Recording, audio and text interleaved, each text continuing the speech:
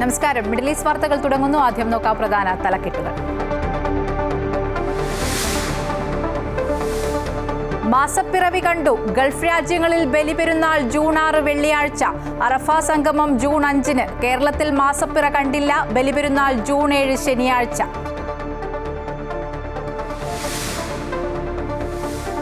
UAE-യിൽ വ്യക്തിഗത bank അക്കൗണ്ടുകളുടെ minimum balance 5000 ദിർഹമാക്കാനുള്ള ബാങ്കുകളുടെ തീരുമാനം UAE സെൻട്രൽ ബാങ്ക് തടഞ്ഞു. മിനിമം ബാലൻസ് തുക വർദ്ധിപ്പിക്കാനുള്ള നിർദ്ദേശത്തെക്കുറിച്ച് കൂടുതൽ പഠിക്കേണ്ടതുണ്ടെന്ന് സെൻട്രൽ ബാങ്ക്. പ്രവാസികൾ ഉൾപ്പെടെയുള്ള ലക്ഷക്കണക്കിന് ഉപഭോക്താക്കൾക്ക് ആശ്വാസം.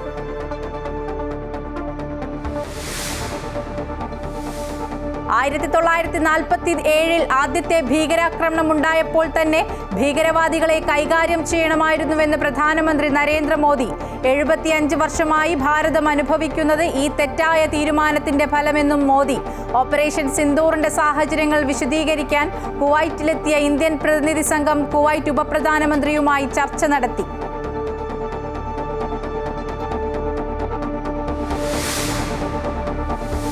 UDF ഘടകകക്ഷിയാക്കണമെന്ന നിലപാട് കടുപ്പിച്ച് PV അൻവർ. മറിച്ചായാൽ നിലമ്പൂർ ഉപതെരഞ്ഞെടുപ്പിൽ മത്സരിക്കുമെന്ന് തൃണമൂൽ. ഭീഷണിക്ക് വഴങ്ങേണ്ടതില്ലെന്നും വിട്ടുവീഴ്ച ചെയ്യേണ്ടതില്ലെന്നും UDF. നിലപാട് തീരുമാനിക്കേണ്ടത് അൻവർ എന്ന VD സതീശൻ. CPM സ്ഥാനാർത്ഥിയെ വെള്ളിയാഴ്ച പ്രഖ്യാപിക്കും. BJP മത്സരിക്കില്ല. NDA ഘടകകക്ഷി BDJS മത്സരിക്കും.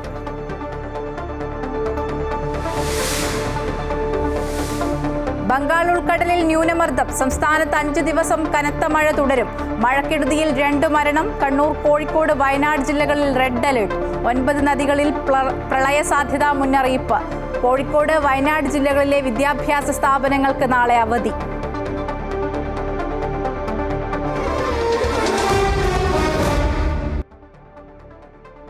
ഗൾഫ് രാജ്യങ്ങളിൽ ബലിപെരുന്നാൾ ജൂൺ 6 വെള്ളിയാഴ്ച. സൗദിയിലെ സുദൈറിൽ മാസപ്പിറവി ദൃശ്യമായതിനെ തുടർന്ന് അറഫ ദിനം ജൂൺ 5-ന് വ്യാഴാഴ്ചയും ബലിപെരുന്നാൾ ജൂൺ 6 വെള്ളിയാഴ്ചയുമായിരിക്കുമെന്ന് സൗദി റോയൽ കോർട്ട് അറിയിച്ചു. ഒമാനിലും മാസപ്പിറവി ദൃശ്യമായി. മാസപ്പിറ ദർശിക്കുന്നതിന് സൗദി അടക്കമുള്ള രാജ്യങ്ങളിൽ വിപുലമായ സംവിധാനങ്ങൾ ഒരുക്കിയിരുന്നു. ഹജ്ജിന്റെ പ്രധാന ചടങ്ങായ അറഫ സംഗമം ജൂൺ 5-നാണ്. അതേസമയം കേരളത്തിൽ ബലിപെരുന്നാൾ ജൂൺ 7-ന് ശനിയാഴ്ചയാണ്. ഇന്ന് മാസപ്പിറ ദൃശ്യമാകാത്തതിനാൽ ദുൽഹിജ 1 വ്യാഴാഴ്ചയായിരിക്കും.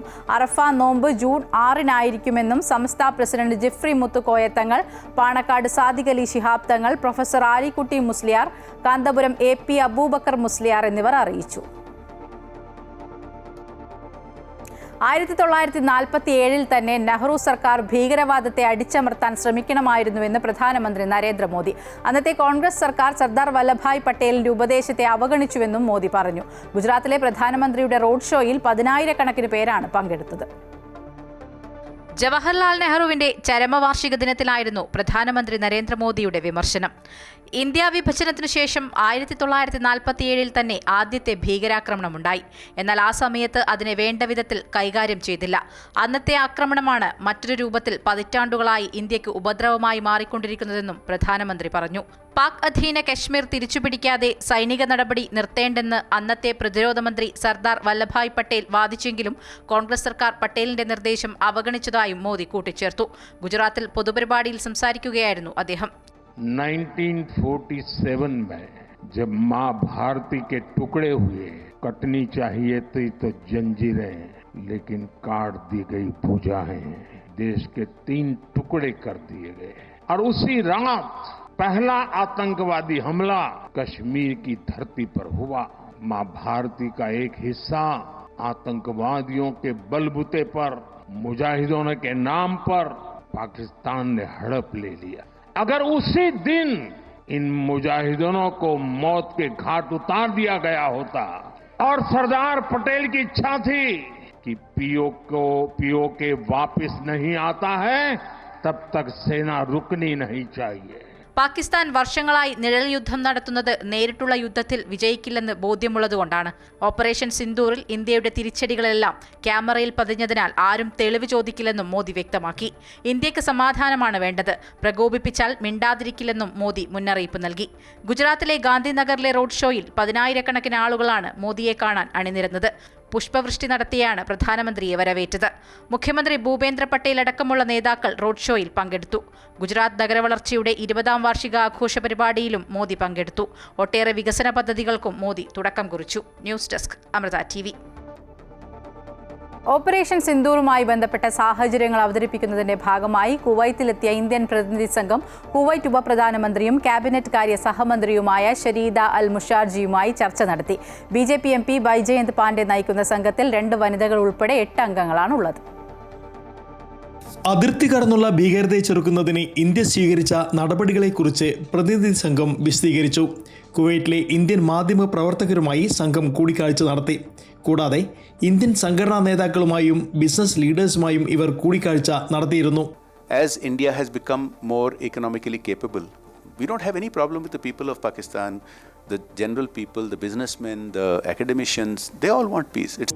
സംഘത്തിൽ ലോകസഭാ MPയും ആശയവിനിമയ വിവര സാങ്കേതിക സമിതിയുടെ ചെയർമാനുമായ നിഷികാന്ത് ദുബൈ, നാഗാലാൻഡിൽ നിന്ന് രാജ്യസഭയിലേക്ക് തിരഞ്ഞെടുക്കപ്പെട്ട ആദ്യ വനിതാ MP S ഫങ്നോൺ കൊന്യാക്, ദേശീയ വനിതാ കമ്മീഷൻ മുൻ ചെയർപേഴ്സണും MPയുമായ രേഖ ശർമ്മ, ലോകസഭാ MPയും അഖിലേന്ത്യാ മജ്ലിസ് ഇത്തഹോദിൽ മുസ്ലിമീൻ പ്രസിഡന്റുമായ അസുദ്ദീൻ ഒവൈസി, ചണ്ഡീഗഡ് സർവകലാശാലയുടെ സ്ഥാപക ചാൻസലറും രാജ്യസഭാ MPയുമായ സത്നാം സിംഗ് സന്ധു, ജമ്മു കാശ്മീർ മുൻ മുഖ്യമന്ത്രി ഗുലാം നബി ആസാദ്, മുൻ വിദേശകാര്യ സെക്രട്ടറിയും അമേരിക്ക, ബംഗ്ലാദേശ്, തായ്ലൻഡ് എന്നിവിടങ്ങളിലെ മുൻ അംബാസിഡറുമായ ഹർഷവർദ്ധൻ ശങ്ക്ല എന്നിവരോടൊപ്പം ഇന്ത്യൻ സ്ഥാനപതി ഡോക്ടർ ആദർശ സൗഖിയും പങ്കെടുത്തു. Anil K. Nambiar, Amrita news, Kuwait. Pakistan പിന്തുണയോടെ അതിർത്തി കടന്നുള്ള ഭീകരവാദ പ്രവർത്തനങ്ങൾ, ഇന്ത്യയുടെ ഓപ്പറേഷൻ സിന്ദൂർ എന്നിവ ലോകരാജ്യങ്ങളോട് വിശദീകരിക്കാനുള്ള ദൗത്യത്തിന്റെ ഭാഗമായി ഖത്തറിലെത്തിയ ഇന്ത്യൻ പ്രതിനിധി സംഘത്തിന്റെ സന്ദർശനം പൂർത്തിയായി. പാർലമെന്റ് അംഗം സുപ്രിയ സുലെയുടെ നേതൃത്വത്തിൽ 9 പേരടങ്ങുന്ന സംഘമാണ് ഖത്തറിലെത്തിയത്. മുൻ വിദേശകാര്യ സഹമന്ത്രി V. മുരളീധരനും സംഘത്തിലുണ്ടായിരുന്നു. ഖത്തർ വിദേശകാര്യ സഹമന്ത്രി doctor Mohammed bin Abdulaziz bin Saleh Al Khulaifi, ആഭ്യന്തര സഹമന്ത്രി Sheikh Abdulaziz bin Faisal bin Mohammed Al Thani എന്നിവരടങ്ങുന്ന ഖത്തർ നേതൃത്വവുമായി സംഘം കൂടിക്കാഴ്ച നടത്തി. ഭീകരവാദത്തെ ചെറുക്കാൻ വിട്ടുവീഴ്ചയില്ലാത്ത നടപടികൾ സ്വീകരിക്കണമെന്ന ഇന്ത്യൻ നിലപാടിനെ ഖത്തർ പിന്തുണച്ചുവെന്ന് V. മുരളീധരൻ അറിയിച്ചു. ഖത്തറിലെ ഇന്ത്യൻ പ്രവാസി സമൂഹവുമായും സംഘം സംവദിച്ചു. PV അൻവറിന്റെ സമ്മർദ്ദ തന്ത്രം പാളി. അൻവറിന്റെ ഭീഷണിക്ക് വഴങ്ങേണ്ടതില്ലെന്നും വിട്ടുവീഴ്ച ചെയ്യേണ്ടതില്ലെന്നും UDF തീരുമാനമെടുത്തു. UDFുമായി സഹകരിക്കണോ എന്ന കാര്യം ഇനി അൻവറാണ് തീരുമാനിക്കേണ്ടതെന്ന് ചർച്ചകൾക്ക് ശേഷം VD സതീശൻ വ്യക്തമാക്കി. ആര്യാടൻ ഷൗക്കത്തിന്റെ സ്ഥാനാർത്ഥിത്വം പ്രഖ്യാപിച്ചതോടുകൂടി UDFുമായി നേർക്കുനേർ വന്ന PV അൻവർ മുന്നണി പ്രവേശനമെന്ന സമ്മർദ്ദതന്ത്രമാണ് പുറത്തെടുത്തത്. 2 ദിവസത്തിനുള്ളിൽ മുന്നണി പ്രവേശനമുണ്ടായില്ലെങ്കിൽ താൻ സ്ഥാനാർത്ഥിയായി രംഗത്തുണ്ടാകുമെന്ന ഭീഷണിയാണ് ഉയർത്തിയത്. രാവിലെ PK കുഞ്ഞാലിക്കുട്ടിയുമായി കൂടിക്കാഴ്ച നടത്തി ലീഗിന്റെ മധ്യസ്ഥതയിൽ കാര്യങ്ങൾ വേഗത്തിലാക്കാനായിരുന്നു അൻവറിന്റെ നീക്കം. ഞങ്ങൾ പരമ്പരാഗതമായി ചില രീതികളുണ്ട്. ആ നിലയിൽ ഞങ്ങൾ UDFിന്റെ പ്രശ്നം വന്നാൽ തീർച്ചയായിട്ടും ഇടപെടുമല്ലോ. 2026 നിയമസഭാ തെരഞ്ഞെടുപ്പിൽ തനിക്ക് ജയസാധ്യതയുള്ള ഒരു മണ്ഡലം കൂടി ഉറപ്പാക്കാനും അൻവർ നീക്കം നടത്തി. അൻവറിന്റെ UDF പ്രവേശനം ഉണ്ടാകുമെന്ന സൂചന തന്നെയാണ് KPCCയുടെ മുൻ അധ്യക്ഷനായ K. സുധാകരനും പങ്കുവച്ചത്. എന്നാൽ പ്രതിപക്ഷ നേതാവ് VD സതീശനും KPCC അധ്യക്ഷൻ സണ്ണി ജോസഫും PK കുഞ്ഞാലിക്കുട്ടിയും തമ്മിൽ നിലമ്പൂരിൽ വിശദമായ കൂടിയാലോചന നടത്തിയ ശേഷമാണ് UDF നിലപാട് വ്യക്തമാക്കിയത്. അൻവറിന്റെ സമ്മർദ്ദതന്ത്രങ്ങൾക്കോ ഭീഷണിക്കോ വഴങ്ങേണ്ടതില്ല എന്ന നിലപാടാണ് UDF സ്വീകരിച്ചത്. അദ്ദേഹം എന്ത് നിലപാട് ഈ തെരഞ്ഞെടുപ്പിൽ സ്വീകരിക്കണം എന്ന് അദ്ദേഹമാണ് തീരുമാനിക്കേണ്ടത്. അദ്ദേഹമാണ് ഇങ്ങനൊരു അഭിപ്രായ വ്യത്യാസം പറഞ്ഞത്. അപ്പോൾ തെരഞ്ഞെടുപ്പുമായി സഹകരിക്കണോ വേണ്ടയോ എന്നുള്ള തീരുമാനം എടുക്കേണ്ടത് അദ്ദേഹമാണ്. തെരഞ്ഞെടുപ്പുമായും സ്ഥാനാർത്ഥിയുടെ പ്രചരണവുമായും അദ്ദേഹം സഹകരിച്ചാൽ തീർച്ചയായിട്ടും ഞങ്ങൾ ഒരുമിച്ച് പോകും. ഔദ്യോഗിക സ്ഥാനാർത്ഥിയെ പ്രഖ്യാപിച്ച ഉടൻ തന്നെ പ്രതിഷേധവുമായി അൻവർ രംഗത്ത് വന്നതിൽ കടുത്ത അതൃപ്തിയിലാണ് UDF. പിന്നാലെ മുന്നണി പ്രവേശനം വേഗത്തിലാക്കാനുള്ള ഭീഷണി സ്വരവും UDF തള്ളുകയാണ്. അതേസമയം അൻവർ മുട്ടുമടക്കിയാൽ ഒപ്പം നിർത്തി സഹകരിപ്പിക്കാമെന്ന നിലപാട് UDF ആവർത്തിക്കുകയും ചെയ്യുന്നു. ഇനി തീരുമാനമെടുക്കേണ്ടത് അൻവർ മാത്രമാണ്. അമൃത ന്യൂസ്, തിരുവനന്തപുരം. നിലമ്പൂരിലെ ഇടതു സ്ഥാനാർത്ഥി പ്രഖ്യാപനം വെള്ളിയാഴ്ച. അൻവർ കോൺഗ്രസ് തർക്കം നിരീക്ഷിച്ചാകും ഇടതു സ്ഥാനാർത്ഥിയെ തീരുമാനിക്കുക. UDF സ്ഥാനാർത്ഥി ആര്യാടൻ ഷൗക്കത്ത് അതേസമയം പ്രചരണം തുടങ്ങി. നിലമ്പൂരിൽ ചേർന്ന CPM സംസ്ഥാന സെക്രട്ടേറിയറ്റ് സ്ഥാനാർത്ഥിയെക്കുറിച്ച് പ്രാഥമിക ചർച്ച നടത്തി. നേരത്തെ LDF സ്ഥാനാർത്ഥിയായി മത്സരിച്ച ഡോക്ടർ തോമസ് മാത്യു, DYFI ജില്ലാ പ്രസിഡന്റ് P. ഷബീർ, ജില്ലാ പഞ്ചായത്ത് അംഗം ഷരോണ റോയ്, M. സ്വരാജ് എന്നിവരുടെ പേരുകൾക്കാണ് മുൻഗണന. എന്നാൽ PV അൻവറും UDFും തമ്മിലുള്ള തർക്കം എങ്ങനെ പുരോഗമിക്കുന്നുവെന്ന് നിരീക്ഷിച്ച ശേഷമാകും സ്ഥാനാർത്ഥി കാര്യത്തിൽ തീരുമാനമുണ്ടാവുക. വെള്ളിയാഴ്ച സ്ഥാനാർത്ഥിയെ പ്രഖ്യാപിക്കും. ഒരാഴ്ച ദിവസമുണ്ട്, അന്ന് പറഞ്ഞ ഒരാഴ്ച ആവുന്നതിന് മുമ്പ് പ്രഖ്യാപിക്കും. എല്ലാ അർത്ഥത്തിനും പൊതുസമ്മതനായി. അതായത് ഞാൻ നേരത്തെ പറഞ്ഞത് UDFിന്റെ അകത്തും പുറത്തും ഒക്കെ വലിയ രീതിയിലുള്ള തടയാണ് തന്നെ. അതൊക്കെ ഇവിടെ പൊട്ടിത്തെറിയിലേക്ക്. അതേസമയം UDF സ്ഥാനാർത്ഥി ആര്യാടൻ ഷൗക്കത്ത് പ്രചരണം തുടങ്ങി. പിതാവ് ആര്യാടൻ മുഹമ്മദിന്റെ കബറിടത്തിലെത്തി പ്രാർത്ഥിച്ചാണ് ഷൗക്കത്ത് പ്രചരണം ആരംഭിച്ചത്. നിലമ്പൂരിലെ മലപ്പുറത്തെ കോൺഗ്രസുകാരെയൊക്കെ സംബന്ധിച്ചിടത്തോളം ഞങ്ങളുടെയൊക്കെ വഴികാട്ടിയാണ്, ഞങ്ങളുടെയൊക്കെ എൻ്റെ പിതാവ്. എൻ്റെ പിതാവിൻ്റെ ആഗ്രഹവും അഭിലാഷവും അതുപോലെ തന്നെ VV പ്രകാശിൻ്റെ അഭിലാഷവും ഒക്കെ പൂർത്തീകരിക്കുക എന്ന് തന്നെയാണ് ഞങ്ങളുടെയൊക്കെ ലക്ഷ്യം. UDFിന്റെ മണ്ഡലം നേതൃയോഗവും നിലമ്പൂരിൽ ചേർന്നു. അമൃത ന്യൂസ്, മലപ്പുറം. നിലമ്പൂരിലെ സ്ഥാനാർത്ഥിത്വം BDJSന് നൽകാനൊരുങ്ങി BJP. NDA യോഗം ചേർന്ന് ഇക്കാര്യത്തിൽ അന്തിമ തീരുമാനമെടുക്കും. മത്സരരംഗത്ത് നിന്ന് പൂർണ്ണമായും മാറി നിന്നാൽ തിരിച്ചടിയാകുമെന്നാണ് BJPയുടെ വിലയിരുത്തൽ. അതേസമയം BJP ആവശ്യപ്പെട്ടാൽ മത്സരിക്കാൻ തയ്യാറെന്നാണ് BDJSന്റെ നിലപാട്. നിലമ്പൂരിലെ സ്ഥാനാർത്ഥിത്വത്തെ ചൊല്ലി BJPക്കുള്ളിലെ ആശയക്കുഴപ്പം മാറുന്നില്ല. തദ്ദേശ തെരഞ്ഞെടുപ്പിനായി കച്ചമുറുക്കി ഇറങ്ങുന്ന വേളയിൽ നിലമ്പൂരിലേക്ക് കളം മാറിയാൽ തയ്യാറെടുപ്പുകളെല്ലാം താളം തെറ്റുമെന്നാണ് BJP നേതൃത്വത്തിന്റെ വിലയിരുത്തൽ. ഉപതെരഞ്ഞെടുപ്പ് പ്രഖ്യാപിച്ചപ്പോൾ തന്നെ മത്സരരംഗത്ത് നിന്ന് വിട്ടുനിൽക്കുമെന്ന സൂചനകളായിരുന്നു BJP നേതൃത്വം പങ്കുവച്ചത്. എന്നാൽ മത്സരിക്കാതെ മാറി നിൽക്കാനുള്ള തീരുമാനത്തെ വിമർശിച്ച് ഇതിനോടകം തന്നെ പലരും രംഗത്ത് വന്നു. നിലമ്പൂരിൽ BJP പ്രവർത്തകർ മനസാക്ഷി വോട്ട് ചെയ്യട്ടെ എന്ന് ആഹ്വാനം ചെയ്താൽ ഉണ്ടായേക്കാവുന്ന പ്രത്യാഘാതത്തെക്കുറിച്ചും പാർട്ടി ഗൗരവത്തിൽ ആലോചിക്കുന്നു. തെരഞ്ഞെടുപ്പിൽ നിന്ന് വിട്ടുനിന്ന് തൽക്കാലം തെറ്റായ സന്ദേശം നൽകേണ്ടതില്ല എന്നാണ് BJPയുടെ വിലയിരുത്തൽ. അതിനാൽ നിലമ്പൂർ സീറ്റ് ഘടകകക്ഷികൾക്ക് നൽകാനാണ് നീക്കം. BDJS ആകും മത്സരരംഗത്തുണ്ടാകുക. 2 ദിവസം കഴിഞ്ഞ് NDA യോഗം ചേരും. അതേസമയം BJP ആവശ്യപ്പെട്ടാൽ മത്സരിക്കുമെന്നാണ് BDJS വ്യക്തമാക്കുന്നത്. അമൃത ന്യൂസ്, തിരുവനന്തപുരം. കേരളത്തിൽ അടുത്ത 5 ദിവസം മഴ ശക്തമാകുമെന്ന് കാലാവസ്ഥാ വകുപ്പിന്റെ മുന്നറിയിപ്പ്. നാളെ കോഴിക്കോടും വയനാടും റെഡ് അലർട്ടാണ്. 9 ജില്ലകളിൽ ഓറഞ്ച് അലർട്ടും പ്രഖ്യാപിച്ചിട്ടുണ്ട്. കോഴിക്കോട്, വയനാട് ജില്ലകളിലെ വിദ്യാഭ്യാസ സ്ഥാപനങ്ങൾക്ക് നാളെ ജില്ലാ കളക്ടർ അവധി പ്രഖ്യാപിച്ചു. മെയ് 31 വരെ സംസ്ഥാനത്ത് അതിശക്തമായ മഴ തുടരുമെന്നാണ് കാലാവസ്ഥാ വകുപ്പ് മുന്നറിയിപ്പ് നൽകിയിരിക്കുന്നത്. നാളെ കോഴിക്കോട്, വയനാട് ജില്ലകളിലാണ് റെഡ് അലർട്ട്. 9 ജില്ലകളിൽ ഓറഞ്ച് അലർട്ടും പ്രഖ്യാപിച്ചിട്ടുണ്ട്.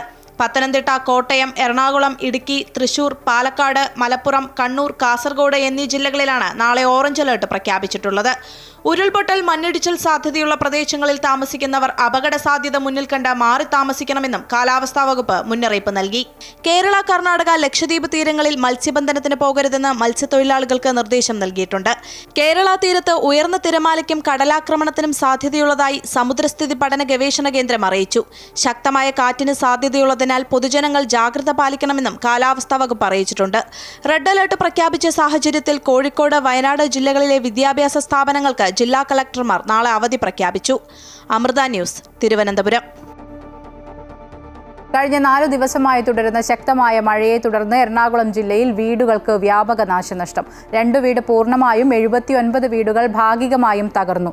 കണ്ണമാലി, ചെറിയ കടവ്, കാട്ടിപ്പറമ്പ് എന്നിവിടങ്ങളിലെ ഒട്ടേറെ വീടുകളിൽ കടൽക്ഷോഭത്തെ തുടർന്ന് വെള്ളം കയറി. ആലപ്പുഴയിലും തൃശൂരും കോട്ടയത്തും മരം വീണ് ധാരാളം വീടുകൾക്ക് നാശനഷ്ടമുണ്ടായി. വടക്കൻ ജില്ലകളിലും ശക്തമായ മഴ തുടരുകയാണ്. വരും മണിക്കൂറുകളിലും കാസർഗോഡ്, കണ്ണൂർ, കോഴിക്കോട്, വയനാട്, മലപ്പുറം ജില്ലകളിൽ മഴ ശക്തമാകുമെന്നാണ് കാലാവസ്ഥാ വകുപ്പിന്റെ മുന്നറിയിപ്പ്. കനത്ത മഴയിൽ കോഴിക്കോട് ജില്ലയിലെ താഴ്ന്ന പ്രദേശങ്ങൾ പൂർണ്ണമായും വെള്ളത്തിനടിയിലായി. ജനങ്ങളെ മാറ്റിപ്പാർപ്പിച്ചു. പലയിടങ്ങളിലും കടലാക്രമണവും ശക്തമായിരുന്നു. കൊല്ലം തീരത്തടിഞ്ഞ കണ്ടെയ്നറുകൾ നീക്കം ചെയ്യുന്നതിനുള്ള നടപടികൾ ആരംഭിച്ചു. കൊല്ലം തുറമുഖത്തേക്കാണ് കണ്ടെയ്നറുകൾ മാറ്റുന്നത്. കണ്ടെയ്നറുകൾ ഗ്യാസ് കട്ടറുകൾ ഉപയോഗിച്ച് ചെറു കഷ്ണങ്ങളാക്കി റോഡ് മാർഗം കൊല്ലം തുറമുഖത്ത് എത്തിക്കാനാണ് തീരുമാനം. എന്നാൽ കസ്റ്റംസിന്റെ ഭാഗത്തു നിന്നുള്ള ചില നിയന്ത്രണങ്ങൾ കണ്ടെയ്നറുകൾ മാറ്റുന്നതിന് തടസ്സമാകുന്നുണ്ട്. കടൽ മാർഗം ബോട്ട് ഉപയോഗിച്ച് കെട്ടിവലിച്ച് കണ്ടെയ്നറുകൾ കൊല്ലം തുറമുഖത്തേക്ക് എത്തിക്കാനായിരുന്നു ആദ്യ തീരുമാനം. കടലിൽ ഒഴുകി നടന്നിരുന്ന ഒരു കണ്ടെയ്നർ ഈ രീതിയിൽ കൊല്ലം തുറമുഖ തീരത്തെത്തിച്ചു. തുടർന്ന് ക്രെയിൻ ഉപയോഗിച്ച് കണ്ടെയ്നർ തുറമുഖത്തേക്ക് മാറ്റി. പ്ലാസ്റ്റിക് ഉൽപ്പന്നങ്ങളുടെ നിർമ്മാണത്തിനുപയോഗിക്കുന്ന പോളി എത്തലിനായിരുന്നു ഈ കണ്ടെയ്നറിൽ ഉണ്ടായിരുന്നത്. ഇത് കൊല്ലം തുറമുഖത്തെ യാർഡിൽ സൂക്ഷിക്കും. പക്ഷേ കടൽ മാർഗം കണ്ടെയ്നറുകൾ മാറ്റുന്നത് പ്രായോഗികമല്ല എന്ന വിലയിരുത്തൽ പിന്നീടുണ്ടായി. തുടർന്നാണ് കണ്ടെയ്നറുകൾ തീരത്തേക്ക് വലിച്ചുകയറ്റി ഗ്യാസ് കട്ടർ ഉപയോഗിച്ച് ചെറുകഷ്ണങ്ങളാക്കി മാറ്റുന്നതിനുള്ള തീരുമാനത്തിലേക്ക് എത്തിയത്. ശക്തികുളങ്ങര തീരത്തടിഞ്ഞ 9 കണ്ടെയ്നറുകളാണ് ഈ രീതിയിൽ ഇവിടെ നിന്നും മാറ്റുന്നതിനുള്ള നടപടികൾ ആരംഭിച്ചത്. മുറിച്ചു മാറ്റുന്ന കണ്ടെയ്നറുകൾ റോഡ് മാർഗം കൊല്ലം തുറമുഖത്തെത്തിക്കും. എന്നാൽ കസ്റ്റംസിന്റെ ചില നിയന്ത്രണങ്ങൾ കണ്ടെയ്നറുകൾ നീക്കുന്നതിന് തടസ്സമാകുന്നുണ്ട്. കടലിൽ നിന്നും ഒഴുകിയെത്തിയ കണ്ടെയ്നറുകളുടെ പൂർണ്ണ നിയന്ത്രണം കസ്റ്റംസിനായതിനാൽ ഓരോ കണ്ടെയ്നറിനു വേണ്ടിയും റിപ്പോർട്ട് തയ്യാറാക്കിയതിനു ശേഷം മാത്രമേ ഇവ നീക്കം ചെയ്യുന്നതിനു വേണ്ടിയുള്ള തുടർ നടപടികൾ ആരംഭിക്കാൻ കഴിയുകയുള്ളൂ. കണ്ടെയ്നറിൽ നിന്നും ലഭിച്ച വസ്തുക്കളും കസ്റ്റംസിന്റെ പരിധിയിൽ സൂക്ഷിക്കും. നിലവിൽ 32 കണ്ടെയ്നറുകളാണ് കൊല്ലം തീരത്ത് അടിഞ്ഞതായി കസ്റ്റംസിന്റെ റിപ്പോർട്ടുകളിൽ പറയുന്നത്. പ്രദീപ് വാളത്തുങ്കലിനൊപ്പം സുധീഷ്, അമൃത ന്യൂസ്, കൊല്ലം. തീരത്തടിയുന്ന കണ്ടെയ്നറുകൾ മൂലം ദുരിതത്തിലായിരിക്കുകയാണ് കൊല്ലത്തെ മത്സ്യത്തൊഴിലാളികൾ. കണ്ടെയ്നറും ഇതിൽ നിന്ന് പുറത്തുവരുന്ന വസ്തുക്കളുമാണ് മത്സ്യബന്ധനത്തിന് തടസ്സമാകുന്നത്.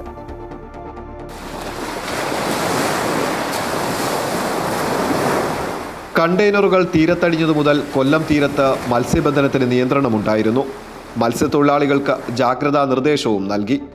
ഒഴുകി നടക്കുന്ന കണ്ടെയ്നറുകൾ ഇടിച്ച് ചെറുവള്ളങ്ങൾക്കും ബോട്ടുകൾക്കും കേടുപാടുകൾ സംഭവിക്കും എന്ന സാധ്യത കണക്കിലെടുത്തായിരുന്നു ഇത്. പക്ഷേ മത്സ്യത്തൊഴിലാളികൾക്ക് തിരിച്ചടിയായത് മറ്റൊന്നായിരുന്നു. കടലിൽ പോയവർ വല വീശിയപ്പോൾ കിട്ടിയത് നല്ല ഒന്നാന്തരം തടികൾ.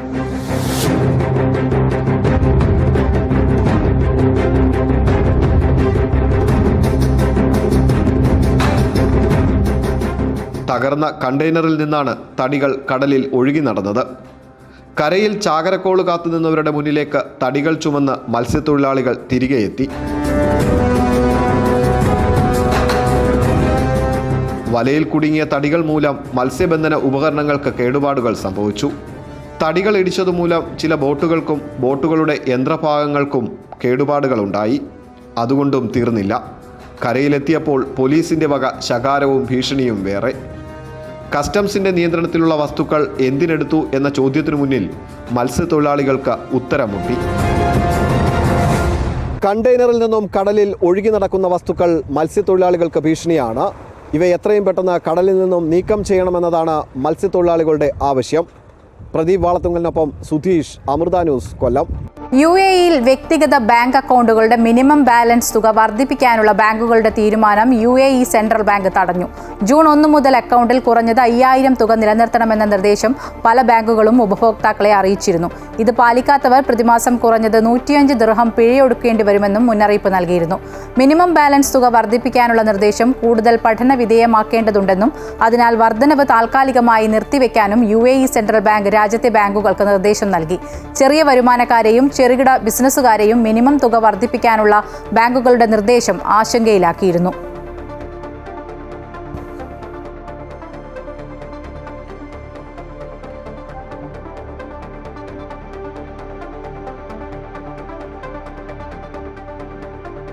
പകൽ താപനില ഉയരുന്ന സാഹചര്യത്തിൽ തുറസായ സ്ഥലങ്ങളിൽ ജോലി ചെയ്യുന്നവർക്കുള്ള നിർബന്ധിത ഉച്ചവിശ്രമ നിയമം ഖത്തറിൽ ജൂൺ 1 മുതൽ പ്രാബല്യത്തിൽ വരും. തൊഴിലാളികളുടെ ആരോഗ്യ സംരക്ഷണം കണക്കിലെടുത്താണ് നിർബന്ധിത ഉച്ചവിശ്രമം അനുവദിക്കുന്നത്.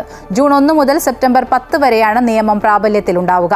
രാവിലെ 10 മണി മുതൽ ഉച്ചയ്ക്ക് ശേഷം 3:30 മണി വരെ തുറസായ സ്ഥലങ്ങളിൽ ജോലി ചെയ്യുന്നതിന് വിലക്ക് ഏർപ്പെടുത്തുന്നതാണ് നിയമം. നിയമം പാലിക്കുന്നുണ്ടെന്ന് ഉറപ്പാക്കുന്നതിനായി തൊഴിൽ മന്ത്രാലയത്തിലെ ഒക്യുപേഷണൽ സേഫ്റ്റി ഹെൽത്ത് വകുപ്പിന്റെ നേതൃത്വത്തിൽ പരിശോധന നടത്തുമെന്ന് ഖത്തർ തൊഴിൽ മന്ത്രാലയം അറിയിച്ചു. വേനൽക്കാല ആരോഗ്യ പരിചരണത്തെക്കുറിച്ചുള്ള ബോധവൽക്കരണ പരിപാടികളും ഇതോടൊപ്പം നടത്തും.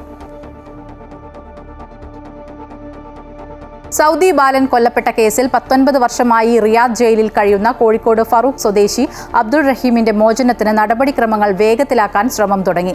20 വർഷം ജയിൽ ശിക്ഷ അനുഭവിക്കണമെന്ന ഇന്നലത്തെ കോടതി വിധിക്കെതിരെ അപ്പീൽ നൽകുന്ന കാര്യം അഭിഭാഷകരുമായി ആലോചിച്ച് തീരുമാനിക്കുമെന്ന് സഹായ സമിതി ഭാരവാഹികൾ വാർത്താസമ്മേളനത്തിൽ അറിയിച്ചു. ഇതുവരെ അനുഭവിച്ച ശിക്ഷാ കാലാവധി അടക്കം 20 വർഷത്തെ തടവു ശിക്ഷയാണ് റഹീമിന് ഇന്നലെ റിയാദ് ക്രിമിനൽ കോടതി വിധിച്ചത്. വാദിഭാഗമായ പബ്ലിക് പ്രോസിക്യൂഷനും റഹീമിനും റഹീമിനും വിധിക്കെതിരെ അപ്പീൽ നൽകാൻ 30 ദിവസത്തെ സാവകാശമുണ്ട്. 2006 ഡിസംബർ 24-നാണ് റഹീം റിയാദ് ജയിലിലായത്.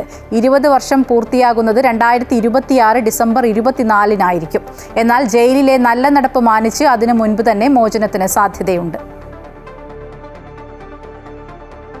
ഹജ്ജ് തീർത്ഥാടകരെ അവരുടെ കുടുംബങ്ങളുമായി ബന്ധിപ്പിക്കാനായി ഹജ്ജുമായി ബന്ധപ്പെട്ട പുണ്യസ്ഥലങ്ങളിൽ 10,000-ലേറെ സൗജന്യ വൈഫൈ ഹോട്ട്സ്പോട്ടുകൾ സൗദി അറേബ്യ ഒരുക്കിയതായി മീഡിയ മന്ത്രി സൽമാൻ അൽ ദോസരി പറഞ്ഞു. മക്കയിലും മദീനയിലും പുണ്യസ്ഥലങ്ങളുമായി 5,000-ലേറെ മൊബൈൽ ഫോൺ ടവറുകൾ സ്ഥാപിച്ചിട്ടുണ്ടെന്നും ഹജ്ജ് സീസണിനായുള്ള ഒരുക്കങ്ങളെക്കുറിച്ചുള്ള സർക്കാർ പത്രസമ്മേളനത്തിൽ പങ്കെടുത്ത് സൽമാൻ അൽ ദോസാരി വെളിപ്പെടുത്തി. കുവൈറ്റിൽ ശമ്പളം ഉയർത്തി കാണിച്ച് കുടുംബ വിസ നേടുകയും പിന്നീട് ചെറിയ ശമ്പളത്തിലേക്ക് ജോലി മാറുകയും ചെയ്ത പ്രവാസികളുടെ കുടുംബങ്ങൾ 1 മാസത്തിനകം രാജ്യം വിടുകയോ അല്ലെങ്കിൽ ശമ്പള നിബന്ധന പാലിച്ചുകൊണ്ട് പദവി ശരിയാക്കുകയോ ചെയ്യണമെന്ന് ആഭ്യന്തര മന്ത്രാലയം. പ്രവാസികൾക്ക് ഭാര്യ, മക്കൾ എന്നീ ബന്ധുക്കളെ കുടുംബ വിസയിൽ കൊണ്ടുവരുന്നതിന് 800 ദിനാർ കുറഞ്ഞ ശമ്പള പരിധി നിശ്ചയിച്ചുകൊണ്ട് കഴിഞ്ഞ വർഷമാണ് പുതിയ നിയമം പ്രാബല്യത്തിൽ വന്നത്. ഇതേ തുടർന്ന് 8,000 ദിനാർ ശമ്പളമില്ലാത്ത പലർക്കും വർക്ക് പെർമിറ്റിൽ ശമ്പളം ഉയർത്തി കാണിച്ചുകൊണ്ട് വിസ നേടുകയും പിന്നീട് കുടുംബം കുവൈറ്റിലെത്തിയ ശേഷം കുറഞ്ഞ ശമ്പളത്തിലേക്ക് ജോലി മാറുകയും ചെയ്തിരുന്നു. ഇത്തരത്തിൽ വിസ നേടിയ നിരവധി പേരെ ആഭ്യന്തര മന്ത്രാലയം വിളിപ്പിക്കുകയും കുടുംബത്തെ തിരിച്ചയക്കുന്നതിനുള്ള 1 മാസത്തെ സമയപരിധി അനുവദിക്കുകയും ചെയ്തതായാണ് റിപ്പോർട്ട്. മുൻ പ്രധാനമന്ത്രി രാജീവ് ഗാന്ധിയുടെ 34ാമത് രക്തസാക്ഷിത്വ ദിനം ആചരിച്ചു. OICC ജിദ്ദ മലപ്പുറം ജില്ലാ കമ്മിറ്റി ഷറഫിയ മൊനാൽ ഓഡിറ്റോറിയത്തിൽ വെച്ച് സംഘടിപ്പിച്ച ചടങ്ങ് അഷ്റഫ് അഞ്ചാലൻ ഉദ്ഘാടനം ചെയ്തു.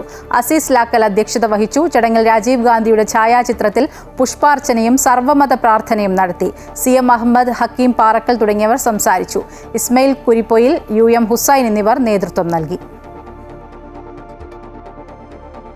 UAE-യിലെ പ്രവാസി കൂട്ടായ്മ ഉമ്മട തൃശൂരിന്റെ വാർഷിക പൊതുയോഗവും സംഘടനാ ഭാരവാഹികളുടെ തെരഞ്ഞെടുപ്പും നടന്നു.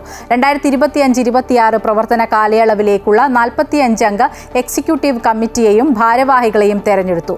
അനൂപ് അനിൽ ദേവനൻ പ്രസിഡന്റായും സുനിൽ ആലുങ്ങൽ ജനറൽ സെക്രട്ടറിയായും രശ്മി രാജേഷ് ട്രഷററായും തെരഞ്ഞെടുക്കപ്പെട്ടു. സംഘടനയുടെ നേതൃത്വത്തിൽ സംഘടിപ്പിച്ചു വരുന്ന ഈണം 2025, ഉമ്മട തൃശൂർ പൂരം എന്നീ മെഗാ ആഘോഷങ്ങളുടെ പ്രഖ്യാപനങ്ങളും നടന്നു. 6-ന്റെ ആറാട്ട് എന്ന ശീർഷകത്തിൽ പുതുമയും ഭംഗിയും ഒന്നിക്കുന്ന തൃശൂർ പൂരം ഡിസംബർ 2-ന് ദുബായ് എത്തിസലാത്ത് അക്കാദമിയിലാണ് അരങ്ങേറുക.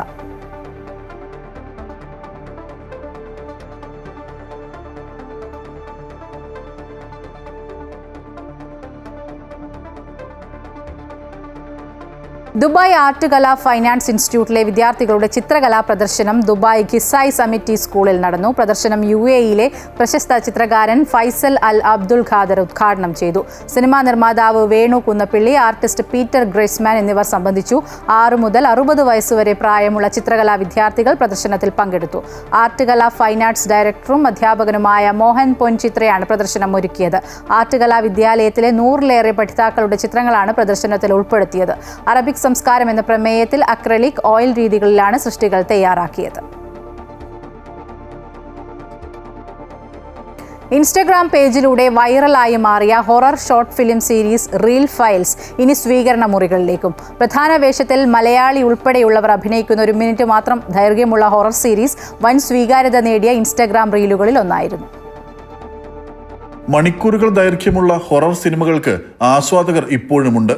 അതിനിടയിൽ സെക്കൻഡുകൾ മാത്രമുള്ള റീലുകളിൽ പേടിപ്പെടുത്തുന്ന കഥകളാണ് UAE-യിൽ പ്രവാസിയായ സംവിധായക സെനഫർ ഫാത്തിമ റീൽ ഫയൽസ് എന്ന പേരിൽ ഇൻസ്റ്റാഗ്രാമിലൂടെ പ്രേക്ഷകർക്ക് മുന്നിൽ എത്തിച്ചത്. കൈകളിലെ മൊബൈലുകളിൽ വെർട്ടിക്കൽ ഫോർമാറ്റിൽ വരുന്ന റീൽ ഫയൽസ് വളരെ വേഗമാണ് ലക്ഷക്കണക്കിന് ആസ്വാദകരെ സൃഷ്ടിച്ചത്. Reel Files is basically an Instagram reel story, so we have made it a bit bigger. So season 2 is bigger, so that's what is different about it. It's a bigger and better, and production value, of course, we have invested a lot in that. And season 3 is going to be in series. പ്രമുഖ OTT പ്ലാറ്റ്ഫോമിലൂടെയാണ് reel ഫയൽസിന്റെ പുതിയ season എത്തുന്നതെന്ന് സെനോഫറും സംഘവും അറിയിച്ചു. മലയാളിയായ ജോമോഹൻ ഉൾപ്പെടെയുള്ളവരാണ് അഭിനയിക്കുന്നത്. തിരക്കഥാകൃത്ത് അഫ്ര ഫർഹാന, അഭിനേതാക്കളായ കാസി ഷാനോൻ, സൈനബ് നഖ്വി ഉൾപ്പെടെയുള്ളവരും പ്രഖ്യാപന ചടങ്ങിൽ പങ്കെടുത്തു. Amrita news, Dubai. റിയാദിലെ മുഖ്യധാര മലയാളി സംഘടനകളുടെ പൊതുവേദിയായ റിയാദ് NRK ഫോറം പെരുന്നാൾ ദിനത്തിൽ ബിരിയാണി ചലഞ്ച് സംഘടിപ്പിക്കുന്നു. തന്റേതല്ലാത്ത കാരണങ്ങളാൽ സാമ്പത്തിക ബാധ്യത വന്ന് ജയിലിൽ കഴിയുന്ന നിർധനരായ പ്രവാസികളുടെ മോചനത്തിനായാണ് ചലഞ്ച് സംഘടിപ്പിക്കുന്നത്. ബിരിയാണി ചലഞ്ചിന്റെ വിജയത്തിനായി വിപുലമായ സംഘാടക സമിതി രൂപീകരിച്ചു. കുഞ്ഞിക്കുമ്പള പരിപാടി ഉദ്ഘാടനം ചെയ്തു. CP മുസ്തഫ അധ്യക്ഷനായിരുന്നു. സുരേന്ദ്രൻ കൂട്ടായി, യഹ്യ കൊടുങ്ങല്ലൂർ തുടങ്ങിയവർ സംസാരിച്ചു. ജിദ്ദയിലെ സൗദി സിറ്റി സ്റ്റേഡിയത്തിൽ സൗദിയിലെ മുഴുവൻ CBSE സ്കൂളുകൾ പങ്കെടുത്ത 13ാമത് CBSE ക്ലസ്റ്റർ മീറ്റ് ഫുട്ബോൾ മത്സരത്തിൽ അൽ മവാരിദ് ഇന്റർനാഷണൽ സ്കൂൾ സൗദി ക്ലസ്റ്റർ ചാമ്പ്യന്മാരായി. സെപ്റ്റംബറിൽ വാരാണസിയിൽ വെച്ച് നടക്കാനിരിക്കുന്ന ദേശീയ മത്സരത്തിലേക്ക് തെരഞ്ഞെടുക്കപ്പെട്ടു. മവാരിദ് ഇന്റർനാഷണൽ സ്കൂൾ ഫൈനലിൽ ഏറെ വാശി നിറഞ്ഞ മത്സരത്തിൽ സമനിലയ്ക്ക് ശേഷം നടന്ന പെനാൽറ്റി ഷൂട്ടൌട്ടിൽ ഇന്ത്യൻ ഇന്റർനാഷണൽ സ്കൂൾ ജിദ്ദയെ പരാജയപ്പെടുത്തിയാണ് ക്ലസ്റ്റർ ഫുട്ബോൾ ജേതാക്കളായത്. ഇന്ത്യൻ സ്കൂൾ ഓഡിറ്റോറിയത്തിൽ വെച്ച് നടന്ന സമാപന സമ്മേളനത്തിൽ principal Muhammad Imran, doctor Saleem, doctor Hemalatha, Ghazanfar തുടങ്ങിയവർ ജേതാക്കൾക്കുള്ള ട്രോഫിയും മെഡലുകളും സമ്മാനിച്ചു. മിഡിൽ ഈസ്റ്റ് വാർത്തകൾ പൂർണ്ണമാകുന്നു. കൂടുതൽ വാർത്തകൾക്കായി അമൃത ന്യൂസ് യൂട്യൂബ് ചാനൽ സന്ദർശിക്കുക.